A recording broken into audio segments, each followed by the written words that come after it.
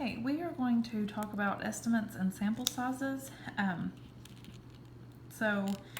Because basically you need to be able to estimate things about a population based off a sample, because generally speaking, if you wanted to know about something about all the men in the United States, you're not going to be able to poll all the men in the United States. So you're going to take a sample of men in the United States, and then based off that sample, what does that say about the population? So that's what this section deals with. So you have what's called a point estimate, which is used to approximate a population parameter. So the best point estimate for mu, for your population mean, is x bar, or we can write it this way, your sample mean. The best point estimate for p is p hat, or this. P is the population parameter, and p hat is your probability statistic. The best point estimate for sigma is S. So the best point estimate for your population standard deviation is your sample standard deviation, which makes sense to use the sample mean, or the sample proportion, or the sample standard deviation to estimate the population equivalence. If you're given an interval, this is what you can use to find the point estimate. So if you're given, say, that your mean is between 20 and 30, you can use this formula to determine, get an estimate for the mean that way, or for any of these actually, but I was just throwing mean out there. What we're going to be finding is intervals, and we're going to use a certain confidence level.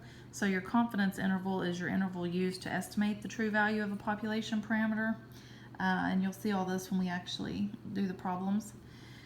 C is your level of confidence, that's your notation. So your confidence level is the probability 1 minus alpha that the confidence interval actually does contain the population parameter. So obviously if you're basing information off of a sample, you're going to say, like I said, like your means between 20 and 30 or something.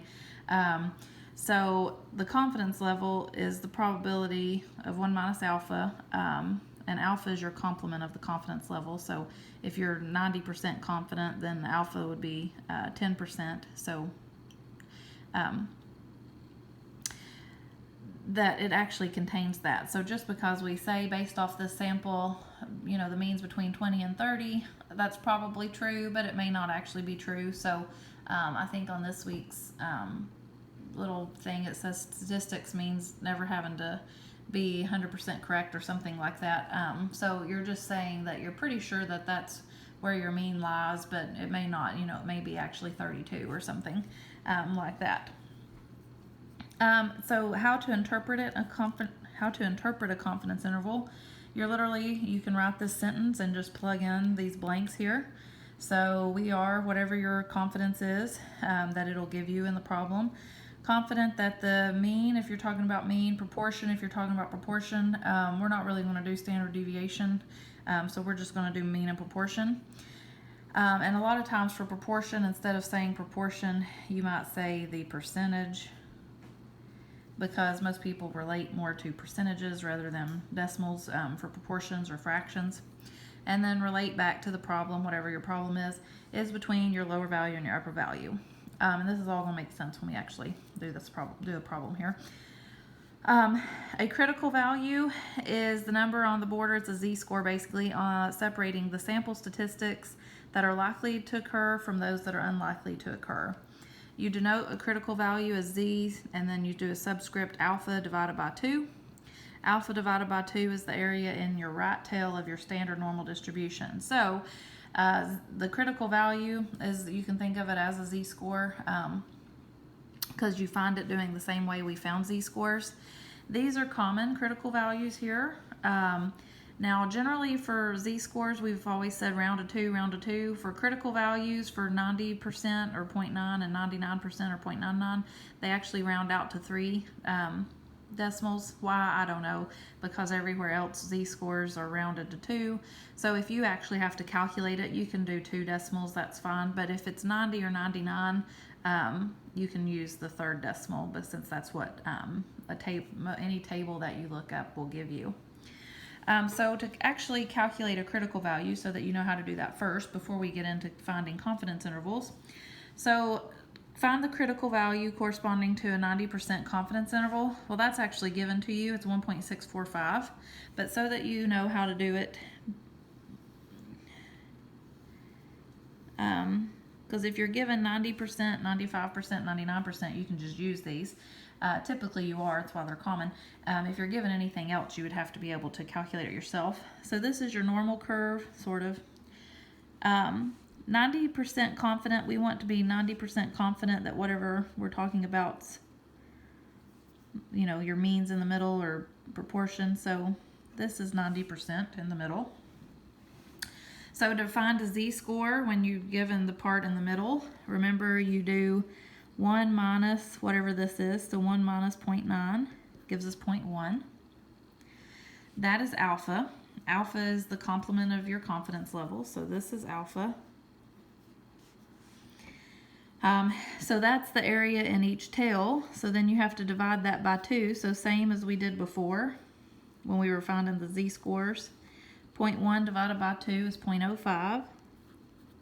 So there's alpha divided by 2. So you have 0.05 would be here and 0.05 would be there. So by definition, alpha divided by 2 is in the right tail. So the only when we did z-scores before, if you remember, when we were finding the z-scores for between here, we would do a negative z-score and a positive z-score. By definition for these, we only need the positive one. So let me block it here. This is the only one you want for these, for a critical value. You don't take the negative one, you only do the positive one. So you could just do like we did and do inverse norm of 0.05, get the negative and then make it positive, that's fine. Or you can do, when you do the inverse norm on the calculator, remember you type in the area to the left. So if we add 90 and 0.05, or percent and decimal, so 90 and 5%, or is 95%, or 0.95, whichever way you want to write it. So we do the inverse norm of 0.95. If we go over here to the calculator and do that, if my mouse would work maybe. Oh, is it not going to work? Let's see. Oh, shoot, I might have to restart the computer. Hello? Because for whatever reason, this doesn't let me use this touch screen, I don't think. It has to be the mouse, which makes no sense. Okay, well, let me just restart that. If you do it on the calculator, go to second vars and inverse norm. We've done it before. You'll get 1.64. And then, like I said, because the common critical values, it rounds out to, well, the whole computer does not want to work. It rounds out to 3 decimals. So if you want to put the third one on there, that's fine, so that it matches this. I think it's 1.6447 or something like that. So if you want to put the third on, that's fine. If you were just doing it by hand and you put 1.64, I would count that too. So your critical value notation is z sub alpha divided by 2. In this case, it would be z sub 0.05, because that is alpha divided by 2 is 1.645, which is the same as that. So that's just using the way we found z-scores when we were finding the z-scores if we knew the area between two z-values. And if you did it our way, you would do inverse norm of 0.05. It would tell you this is negative 1.645 if you throw on the third decimal, and then you would make this one the positive 1.645. So you could also do it that way. So for one more of those where you're not given to, it's not given to you because it's not a common one. You want to find the critical value corresponding to a 78% confidence interval.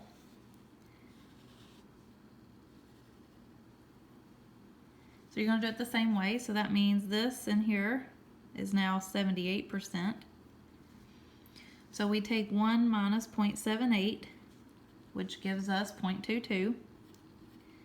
That is alpha.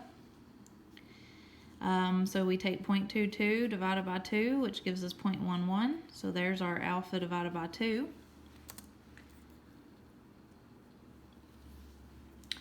So that means 0.11 or 11% is here, and 0.11 or 11% is here. And again, you can do the inverse norm of 0.11, get the negative and make it positive, and only use the positive for the critical value. Or you can add these two together. 0.78 plus 0.11 is 0.89 or 89%. So if we do the inverse norm of 0.89, we get 1.23. The only reason that you would want to do this whole thing added together is because then it gives you the positive. You don't have to remember to you would get the negative if you do it the old way, and then you have to remember to only use the positive. So it's up to you. If you do the inverse norm of 0.11, you would have negative 1.23 here, and then you would only use this one up here because that's the critical value. So your critical value, Z sub alpha divided by 2, alpha divided by 2, in this case 0.11. You don't necessarily have to write this part. If you only write Z sub alpha divided by 2 equals 1.23, that's fine.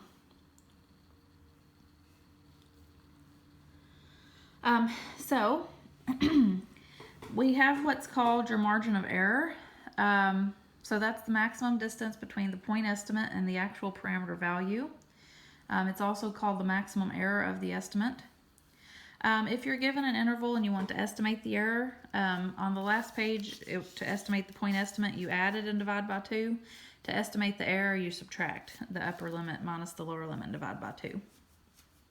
So what we're going to do is calculate intervals, and then sometimes you have to also find a sample size. And I'm going to show you how to do one of these by hand, and then I'll show you how to do them on the calculator so that you can pick. The calculator's easier, usually. If I can get my calculator back up now that my mouse hopefully will keep working. So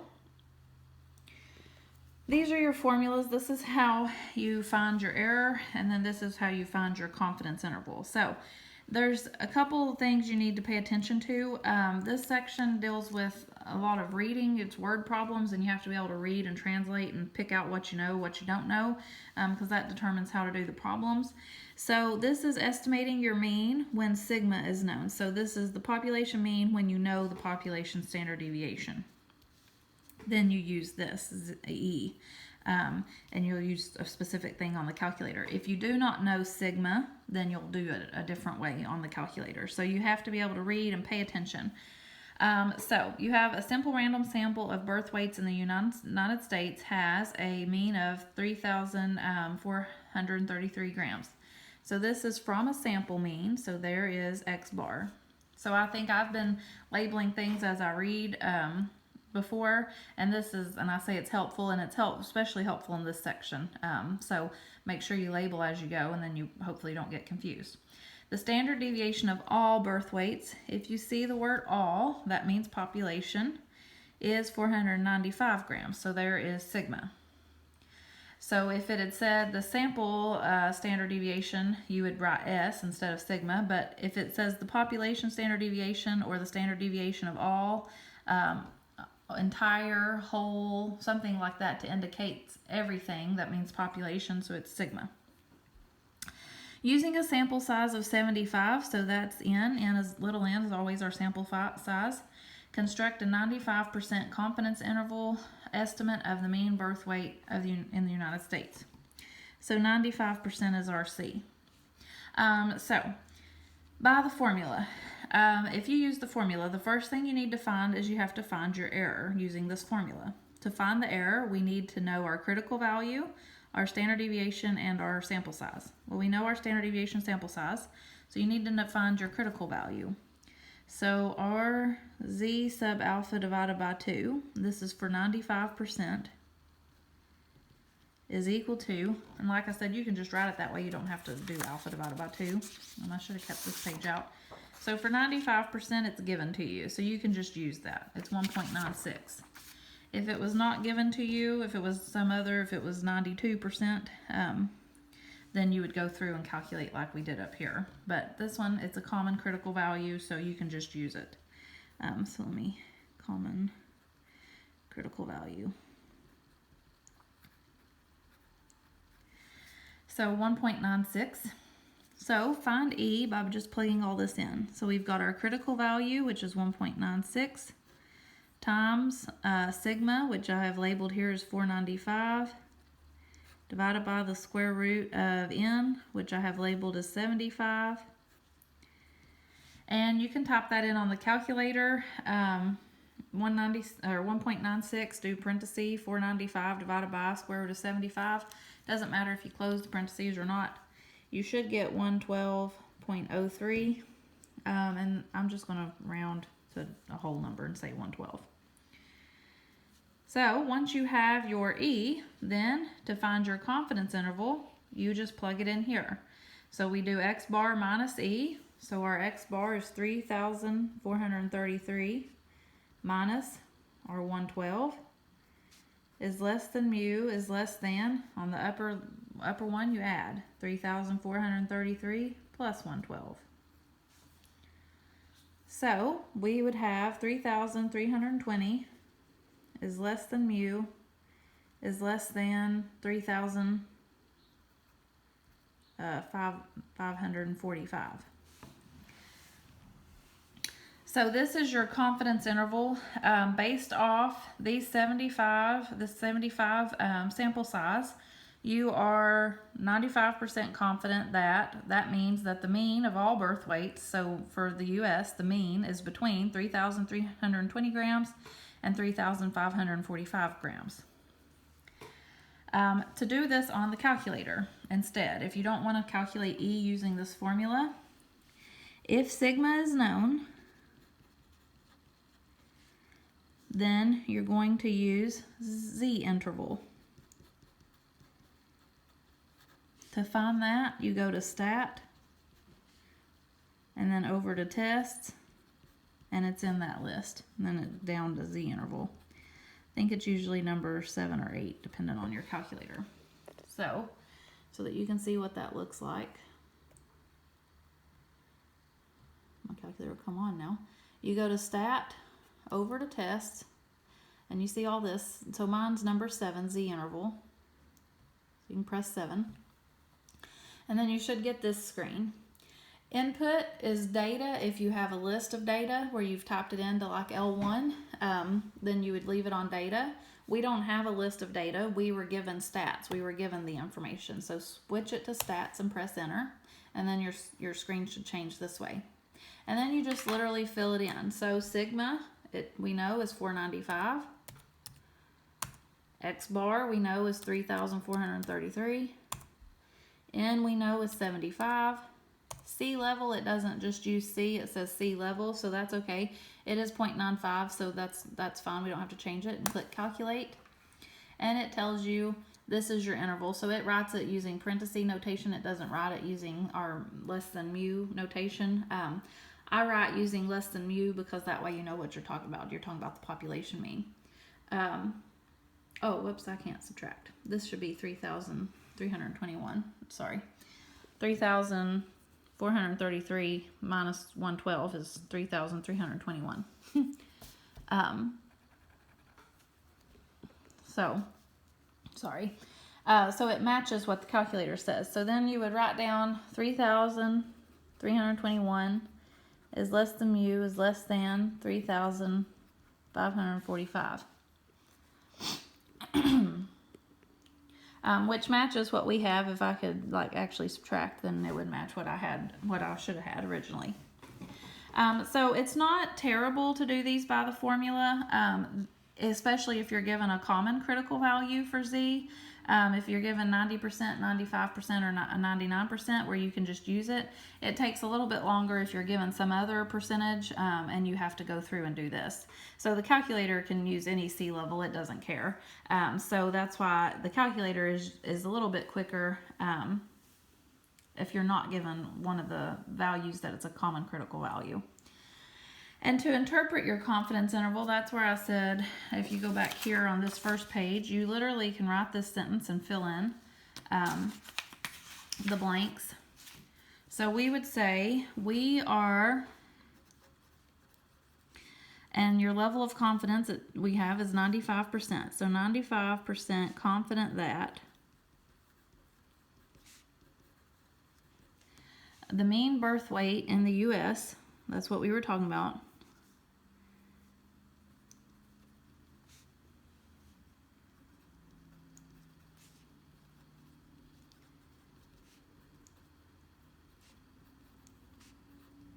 so the mean birth weight in the U.S. is between 3,321 grams and 3,545 grams. So instead of looking at all birth weights in the U.S. to determine what the mean is, you're looking at that sample of 75, and then you're saying that you're 95% confident that the mean is the mean of all is between these two numbers. So this question has a part B. If you go to the next page, which I'm going to try to keep it all here, it uses a sample size instead of 75. It says to make the sample size 75,000. Leave everything else the same. So if you change N to 75,000, so if you want, you can do it by hand again. I'm just going to use the calculator from now on just because the calculator is quicker. So all we're going to do is we're going to use the interval again. And we're just going to change N to 75,000. So on the calculator, go to stat test, Z interval. Everything should still be there that you just typed in, so all you've got to do is go down to N and change it to 75,000 and then calculate. And there's your new interval. So 3,429.5 is less than mu is less than 3,436.5. So part C says which of these confidence intervals is wider. So which one has a wider range of numbers? And so if you compare this part B to part A. So at part A we were 3,321 to 3,545. This one we're 3,429.5 to 3,436.5. So part A is wider. It has a wider range of numbers, and the second part of the question is why. And the why is because if you notice part B, our sample size went up by a very large amount. We were at 75, now we're at 75,000. So if you increase your sample size, then your confidence interval, your range between the numbers, should decrease, because the bigger sample size you are, the closer to the population you're getting. You know, if your population is 100,000, that's not this case, but just for example, then if you take a sample size of 75 out of that 100,000 versus 75,000 out of that 100,000, the 75,000 is almost all of the 100,000. So you can get closer the larger your sample size is. You can get closer and closer and closer. So as you keep increasing N, your intervals should keep getting closer together because you can be more accurate. So part A is wider due to smaller sample size.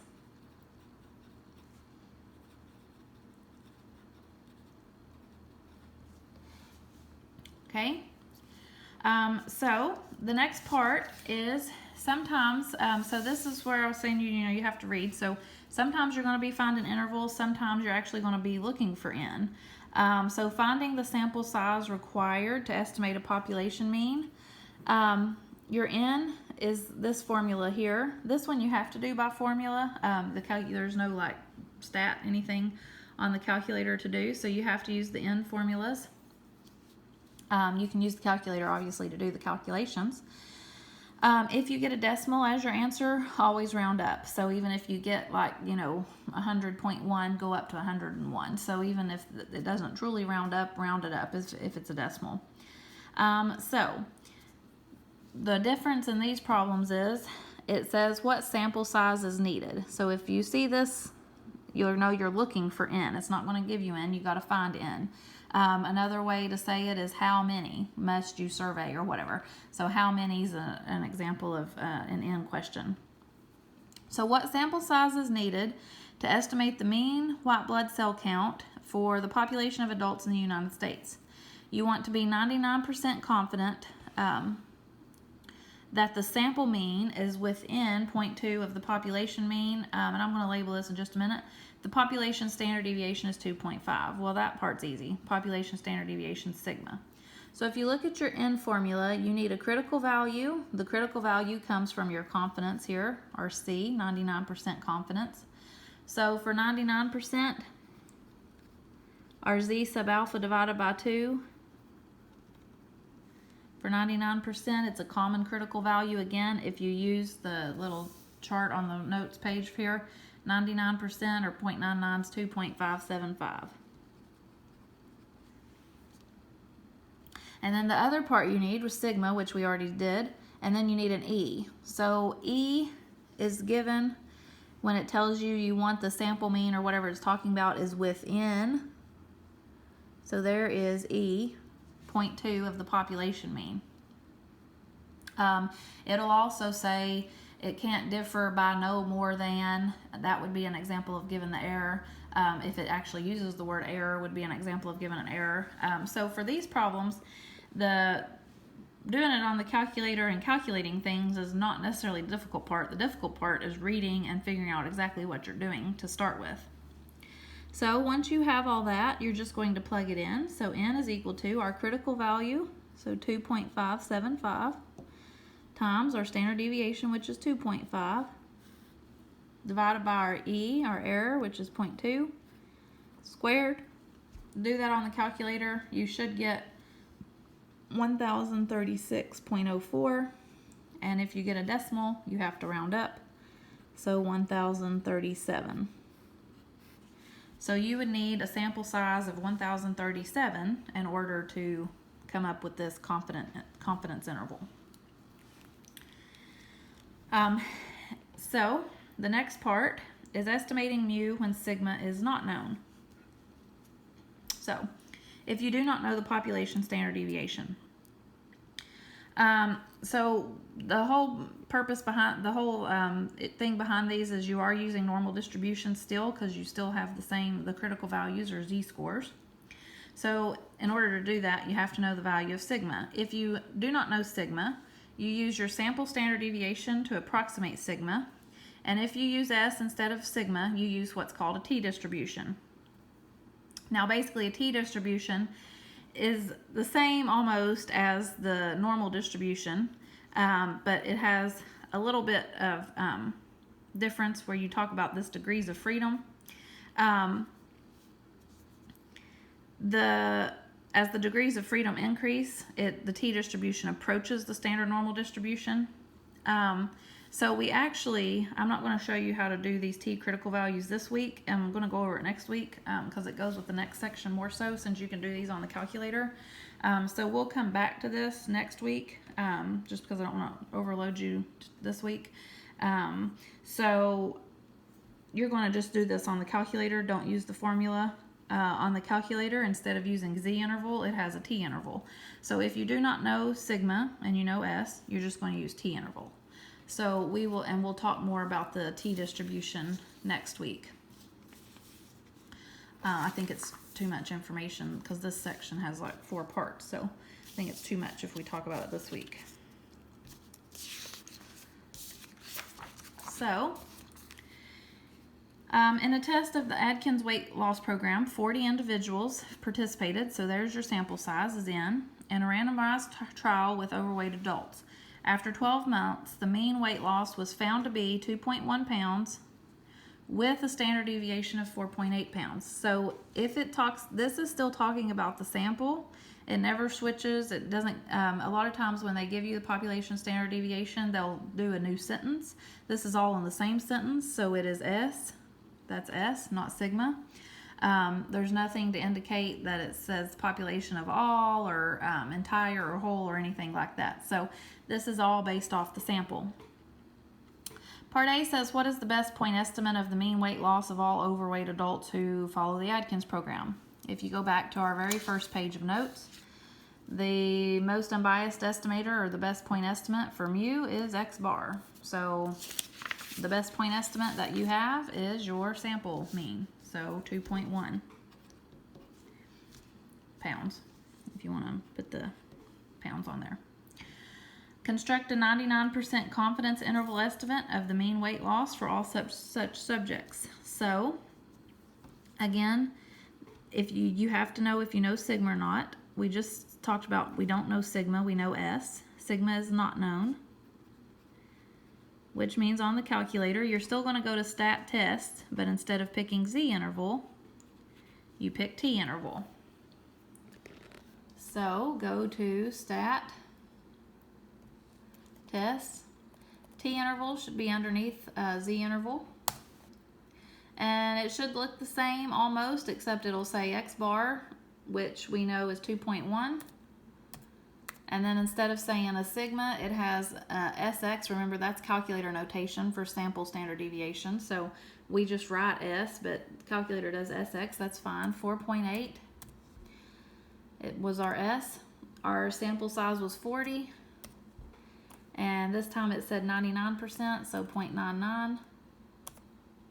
Click calculate. And you get 0.05. I'm just going to round to 2. So 0.05 is less than mu is less than 4.16.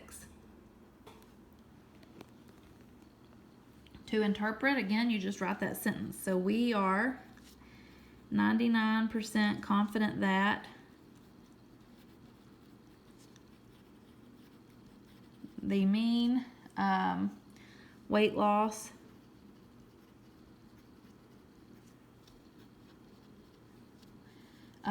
for overweight adults, this part takes a minute usually, on the Atkins program or the Atkins diet, whatever you want to call it, is between 0.05 pounds and 4.16 pounds. Probably most people, if they're going to do this diet, would hope for more than that. And this is a small sample, so it might not be that accurate, but based off this information, that's what we can say. We can say that most people lose between 0.05 pounds and 4.16 pounds. That's the average weight loss. So, on to the next one. In a test for the effectiveness of garlic for lowering cholesterol, 47 subjects were treated, so there's our N, with garlicin, I think, which is garlic in a processed tablet form. Cholesterol levels were measured before and after. The changes in their LDL have a mean of 3.2, so X bar, and a standard deviation of 18.6. So again, that would be S. That's all based off that sample. It never switches over to population or anything. So the best point estimate for the population mean net change in LDL cholesterol after the garlicin treatment. Again, the best point estimate for the population mean is the sample mean, so 3.2. Construct a 90% confidence interval estimate of your mean. So again, this one, we know S, not sigma.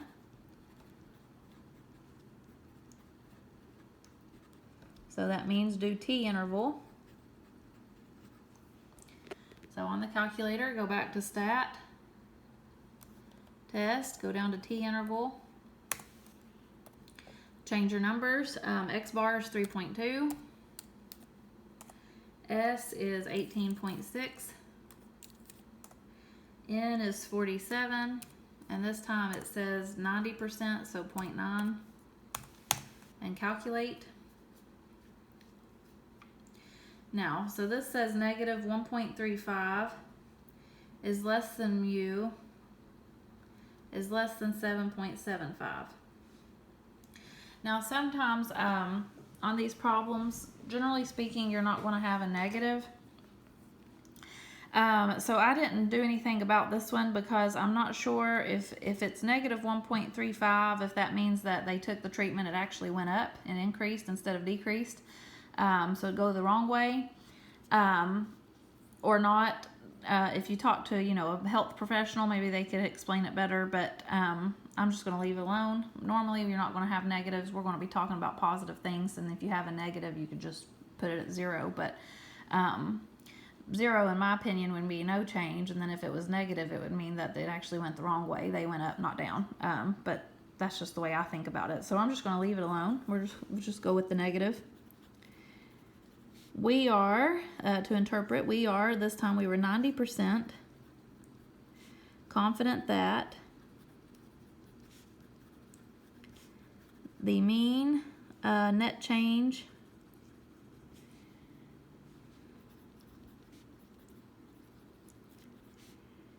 in LDL cholesterol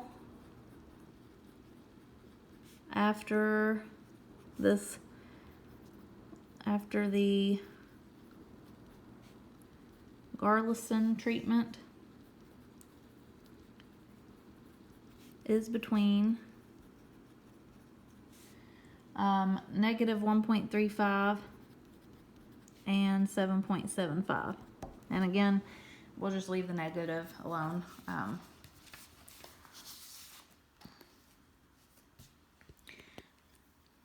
So that is finding your intervals when sigma is not known. So you just use t interval on the calculator, and like I said, we'll come back to the t critical values next week. So the last part deals with proportions instead of means. So the margin of error for proportions, it's a little bit different. It's your z critical value and times the square root of p hat, q hat divided by n. And p hat plus q hat is equal to 1, just like usual. And then your confidence interval for proportions, you take p hat minus your error, and then for your lower limit, and p hat plus your error for your upper limit. That's if you want to do it by hand. This one you can also do on the calculator. I'm just going to do it on the calculator. You can check it. If you plug it into this formula, you should get whatever I tell you from the calculator. So an important issue facing Americans is the large number of medical malpractice lawsuits and the expenses they generate. In a study of 1,228, so there's our N, randomly selected medical malpractice lawsuits, it is found that 856 of them, so you're going to have two numbers for proportions. This is what's going to be X. So the bigger number is your sample size. If you get it backwards, it won't work because you can't have a large, like, you can't say this is your sample size and then find 1,228 out of 856. That doesn't make sense. So this is your smaller number is X. They were later dropped or dismissed. So what is the best point estimate of the proportion that are dropped or dismissed? Well, the best point estimate of your population proportion is p hat. Well, what is p hat? It doesn't specifically give you a percentage or a decimal, but you can find it. 856 out of this number were dropped or dismissed. So 856 out of 1,228. If you divide, you get 0.697, or generally people relate more to percentages than just decimals and fractions, so you can write it as a percentage. To do a 99% confidence interval estimate of the proportion that are dropped or dismissed, you're still going to go to stat tests, but this time for proportions you always pick one prop z test. I don't got hypothesis testing on my mind. Int, one prop z int. So you go to stat test. There is a one prop z test, but that's not until later. One prop z int for proportions, always pick one prop z int for an interval. Type in x. Our x is 856, it told us. Type in n, it's 1,228. Our confidence level this time, it says 99%. And there it is. It also will give you p hat. So it should match. If you calculate a p hat ahead of time, it should tell you what that is. 0.697, that's what we had to when we divided. So it'll divide for you and give you that as well. So we have 0.663 is less than p is less than 0.731. And like I said, though, most people deal with percentages. So if you wanted to write it as a percent, that would be fine. When you interpret it, generally speaking, if you write it with decimals, if you say we are 99% confident that the proportion of yada yada yada is between 0.663 and 0.731, that would be fine. But most time when you're reading stuff, it'll be switched to percentages. So we are 99% confident that. So instead of saying the proportion, probably make more sense to say the percentage of medical malpractice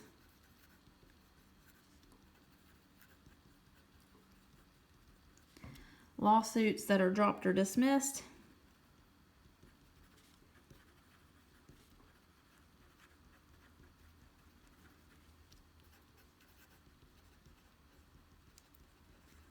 is between 66.3% and 73.1%. And it's not wrong if you use proportion and decimals, or you could even use fractions if you really want to. But most people, when they're reading and writing, they write it with percentage. Part C said, does it appear that the majority of such suits are dropped or dismissed? Use a reference of 0.5, so half. So if more than half are dropped or dismissed, then that would be yes. If less than half, if it appears less than half are dropped or dismissed, then that would be no. So it would appear that we say that it's between 66.3 and 73.1%. So yes, it appears that more than half, so the majority, more than half. I can't, okay, let me try this again. Can't talk and write. More than half, or the majority, get dropped or dismissed.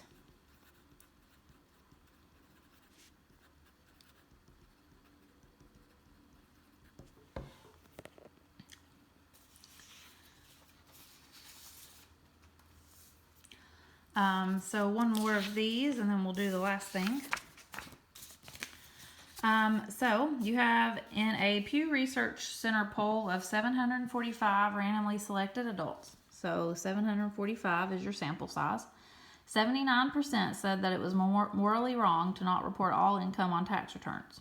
What is the best point estimate of the proportion of the adults that feel it is morally wrong to not report all income on tax returns? So again, the best point estimate for your population proportion is your sample proportion, so 79%.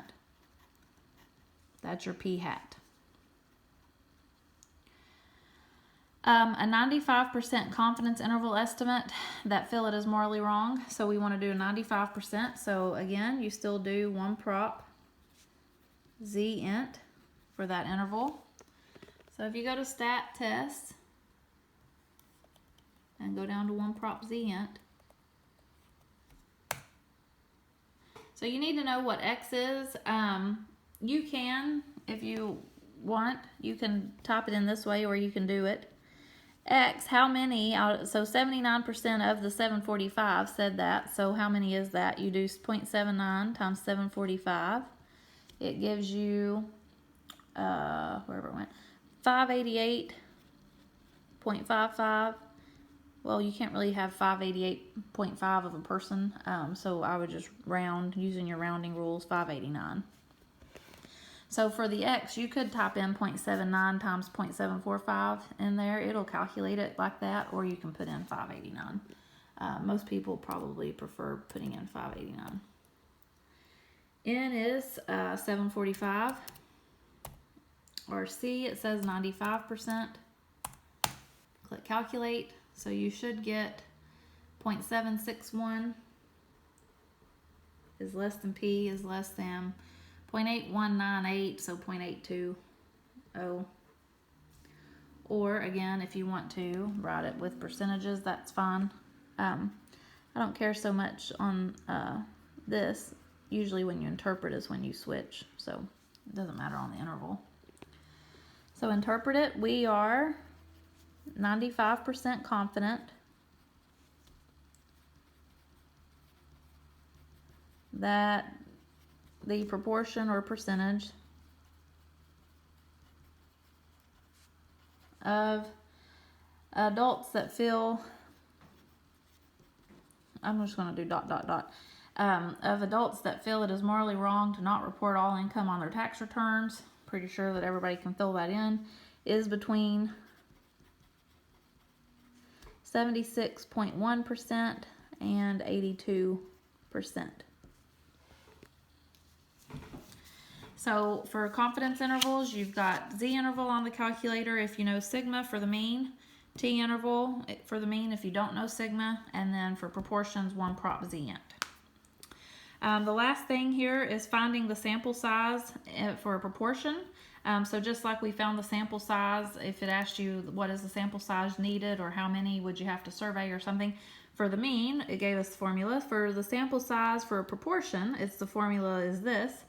You do p hat times q hat if you know p hat, and again, p hat and q hat still add up to 1, times your critical value divided by your error squared. If p hat and q hat is not known, it's 0.25, but the reason it's 0.25 is because you assume that they're both 0.5, and 0.5 times 0.5 is 0.25. So if you don't know it, you just assume half and half, so 0.5 and 0.5. If you do know it, you plug them in. The parentheses part's the same. Still true, if your answer is a decimal, you still round up to the next whole number. So let me put this up here so I can pull the formula back down. All right, so as the newly hired manager of a company that provides cell phone service, you want to determine the percentage of adults in your state who live in a household with cell phones and no landlines. How many adults must you survey? So again, here's how you know you're finding in. How many? That means what's the sample size? Assume you want to be 90% confident, so there's our C, that the sample percentage is within 4 percentage points. So again, of your true population proportion. So it'll say is within so many. It differs by no more than. The maximum error would be this, or something like that. So within 4 percentage points, so our E would be 4%, which is 0.04. Part A, you assume you know nothing about the percentage of adults who live in a household with cell phones and no landlines. So for Part A, you assume half do, half don't, basically. You're going to use this bottom formula here. So for this one, for 90%,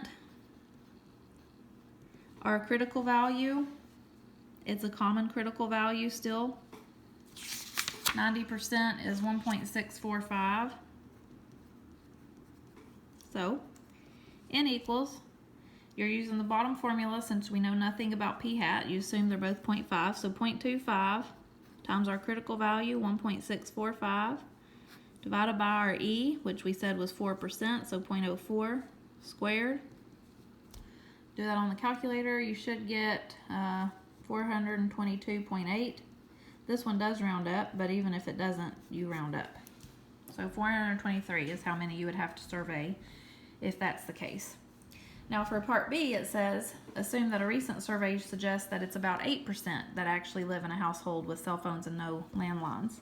So if you know something about p hat, generally speaking, if you know something about p hat, instead of assuming half and half, you would have to survey less because there's some information out there already, so you wouldn't need as large of a survey.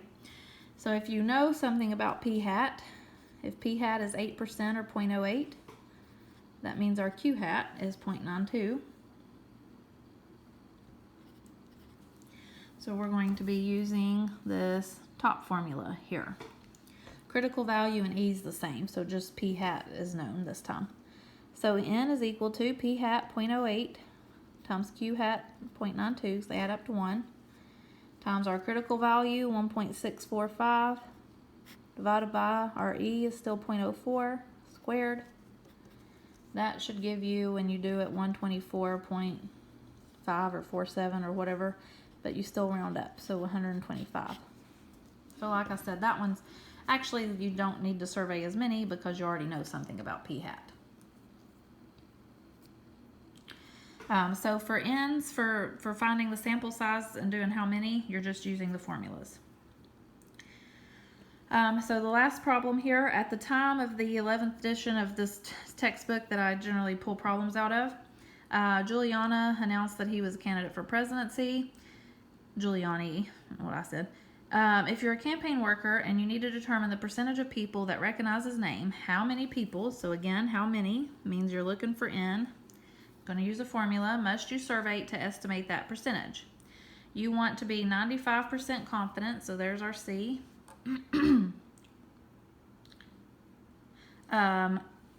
That the sample percentage is in error, so this one actually uses the word error, by no more than 2 percentage points. So E is 2%, which is 0.02.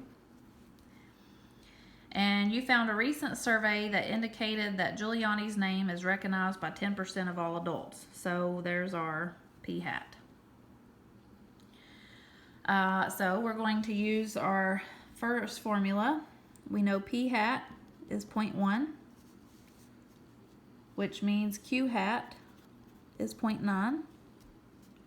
So using that first formula, we take P hat 0.1 times Q hat 0.9. I forgot to write down the critical value.